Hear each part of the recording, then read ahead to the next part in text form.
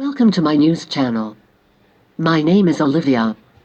Let's get started. Trump blames Iran for U.S. embassy attack in Iraq, vows to hold regime fully responsible.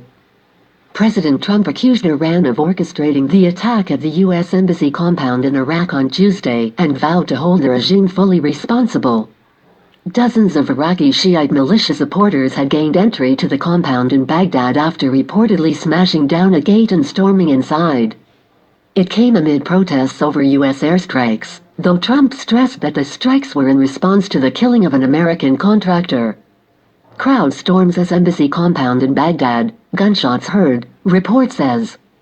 Iran killed an American contractor, wounding many. We strongly responded, and always will, Trump tweeted Tuesday morning. Now Iran is orchestrating an attack on the U.S. embassy in Iraq. They will be held fully responsible. In addition, we expect Iraq to use its forces to protect the embassy, and so notified. The breach at the compound followed an earlier attempt by hundreds of Iraqis. The unrest came as Iraqis held funerals for the 25 fighters from Iran-backed Shiite militia Kataeb Hezbollah who were killed in U.S. airstrikes earlier this week, the Associated Press reported. The U.S. military said the airstrikes were in retaliation for last week's killing of an American contractor in a rocket attack on an Iraqi military base that it had blamed on the militia. Reporters for the AP described a chaotic scene on the ground Tuesday and said the crowd shouted, "Down! Down USA!" An AP reporter at the scene saw flames rising from inside the compound and at least 3 U.S. soldiers on the roof of the embassy.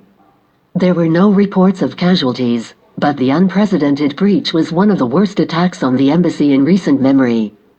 Iraq has long struggled to balance its ties with the U.S. and Iran, both allies of the Iraqi government. But the government's angry reaction to the U.S. airstrikes and its apparent decision not to prevent the protesters from reaching the embassy signaled a sharp deterioration of U.S.-Iraq relations. Iraqi security forces made no effort to stop the protesters as they marched to the heavily fortified Green Zone. A man on a loudspeaker later urged the mob not to enter the compound, saying, "The message was delivered." 2 Iraqi foreign ministry officials initially told Reuters the U.S. ambassador and staff were evacuated, but U.S. officials pushed back, telling Fox News that the embassy has not been evacuated. Further, an official said Ambassador Matthew H. Teller was not evacuated but has been out of the country on a previously planned vacation. Thanks for watching.